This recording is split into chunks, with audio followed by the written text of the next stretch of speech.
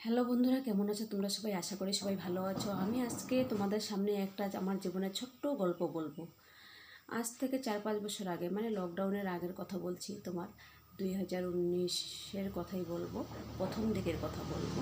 তো 2019-এর আগেই হয়তো 18-তে হবে হয়তো। যাই হোক, আমার মা এসেছিলো। মায়ের শরীর খারাপ, তো মা আমাকে একদিন ফোন করে বলল, আমাকে ডাক্তার দেখাতে হবে, আমার হাতটা ব্যথা করে।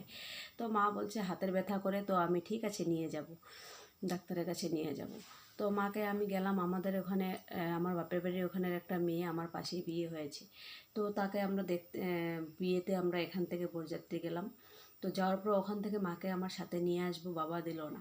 তো আমি একটু রাগ করে কিছু বলিনি, মনটা খারাপ, বাবা বুঝতে পেরেছে। তারপরে আমি চলে এসেছি। যখন বৌভাতে আবার ডাকলো ওরা বাবাকে এখানে আসতে ওদের সাথে, তো বাবা মাকে নিয়ে আসলো, মাকে বাবার সাথে নিয়ে আসলো। তো বাবাকে নিয়ে আসার সময় মা কী করলো, কাপ ধাপ করে শাড়ি পরলো। বাবা তো রাগ করছে। বাবা একটু স্মার্ট ধরনের, মা একটু লেজি চলাফেরা করতে, তাই সবসময় বাবা একটু মাকে, আগের দিনের মানুষ বেশিরভাগই দেখবে মানে বউদের উপরে একটু স্যাংস্যাংটা করতো। তো যাই হোক, আমার বাবা ওরকম একটু খিটখিটে ধরনের, একটু দেরি হলে রাগ ঠাক করে। যাই হোক, নিয়ে আসলো সাথে করে। এনে বাবা কী করলো, বৌভাতের বাড়ির সামনে গাড়ির থেকে নেমে, যেখানে জানোই বৌভাত খেতে আসলে পরে মেয়ের বাড়ির লোকজনকে মিষ্টি জলপান দেয় একটু, তো যেখানে চা মিষ্টি দিচ্ছে সেখানে সবাই চলে গেল। তো আমিও সেখানে, মা নেমে গেছে বলে ভেবে সেখানে গেলাম। গিয়ে মাকে খুঁজতে খুঁজতে পাচ্ছি না। তারপর বাড়ির থেকে বের হয়ে আমি ভাবলাম সোজা আমাদের বাড়ির দিকে আসলাম। আমাদের বাড়ির দিকেও নেই। এদিকে সবাই ওই বাড়িতে, বিয়ে বাড়িতে ঢুকে গেল। আর মা কী করলো, বাস থেকে নেমে মারফট করে মনে হয়ে গেল, মা ভাবছে যে শাড়িটা নতুন, অতটাও খারাপ না, কিন্তু একটু সুতির শাড়ি তো, তাঁতের শাড়ি তো, এটা একটু মুচমুচে না থাকলে একটু ভালো লাগে না, 1-2 বার ধোয়া দিলে। আমরা যখনই বাড়িতে যাই 3 বোনরা, তো বাড়িতে গেলে পরে মার শাড়িগুলো সব ঠিকঠাক করে ইস্ত্রি করে দিয়ে আসি। তো মা ভেবেছে আমি কাপড়গুলো, শাড়িটা তাড়াতাড়ি করে পরে আসলাম। শাড়িটা গিয়ে, আমাকে মা ভালোবেসে মণি বলে ডাকে, তো মা আমার বাড়িতে এসে শাড়িটা চেঞ্জ করবে। তো মা কী করলো, বাস থেকে নেমে আমার বাড়িতে আসা বাদ দিয়ে মা উল্টো রাস্তায় চলে গেলো। বিয়ে বাড়ির থেকে আমার বাড়িটা হচ্ছিল দক্ষিণে, মা উত্তর দিকে চলে গেল। তো সেখানে গিয়ে মা অনেকটা দূর চলে গেছে। তো ভগবানের কি কৃপায় একজন চেনা মানুষ, আমরা পাড়াতেই পিসি বলে ডাকি, সেই পিসিমার সঙ্গে দেখা হলো। পিসিমা বলছে, পিসিমা দেখে মাকে চিনে ফেললো, বলছে আপনি এইদিকে কোথায় যাচ্ছেন? বলছে আমি বড় মেয়ের বাড়িতে যাবো। তো বলছে ঠিক আছে, আমি চলেন, আমি নিয়ে যাব। তো পিসিমা মাকে সাথে করে নিয়ে আসলো। নিয়ে এসে আমি আবার বাড়ির দিকে এসে মাকে না পেয়ে দৌড়ে উল্টা দিকে চলে গেলাম। ওদিকে যাচ্ছি, গিয়ে দেখি পিসিমা নিয়ে আসছে মাকে। মাকে বলছে তোমার মা উল্টো রাস্তা চলে গেছিলো। তো মাকে আমি নিয়ে আসলাম। মা কেন ওইদিকে গেলে? তো বাড়িতে এনে মার শাড়ি টাড়ি চেঞ্জ করে নিয়ে গেলাম বিয়ে বাড়িতে নিয়ে বসে যাওয়ার পরেও আমি জানি না মার কী হয়েছে, শুধু তো জানতাম যে হাতেরই ব্যথা। তো মার ভিতরে ভিতরে যে এত বড় একটা রোগ হয়েছে তা তো আমি জানতাম না। মাকে নিয়ে বসলাম, 2 বেজ খেয়ে উঠে গেল, মার খাওয়া হচ্ছে না। মা মানে ভাতটা আস্তে আস্তে হাতটা তুলে মুখেই দিতে পারছিল না। যাই হোক, ওখান থেকে খেয়ে দিয়ে আমরা চলে আসলাম। পরের দিন 2 দিন বাড়িতে থাকলাম।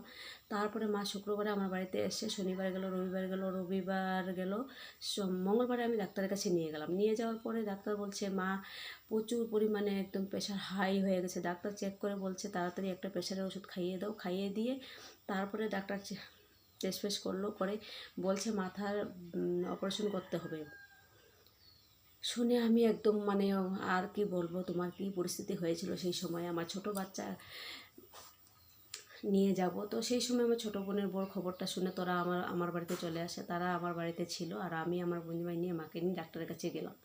তবে ডাক্তার দেখে যখন আমি বাড়িতে আসলাম, তা আসার পরে মাকে 2 দিন রাখলাম। যেদিন ডাক্তার দেখে বাড়িতে আসলাম, 1 মাসের ওষুধ নিয়ে আসলাম, মা সেদিন থেকে কথা বন্ধ হয়ে গেল, পুরো এক সাইড অবশ হয়ে গেল, মা আর কথা বলতে পারছে না।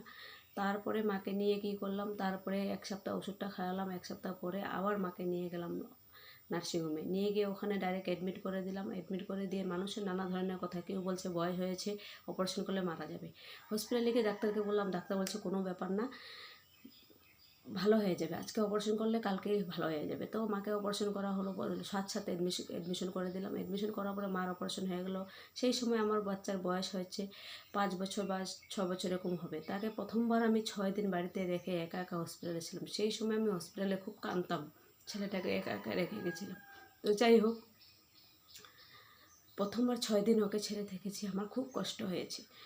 তো মাকে ওখানে অপারেশন হলো, 6 দিন ওখানে ছিলাম। তারপর মাকে ছুটি করে নিয়ে আসলাম। মা আছে ভালো, কথা টথা বলতে পারে, হাঁটাচলা করতে পারে, কিন্তু সেরকম তো আর বয়স হয়েছে, অপারেশন হয়েছে, ওটি হয়েছে, তো সেই লোকটা তো আর সেরকম সুস্থ হয়নি।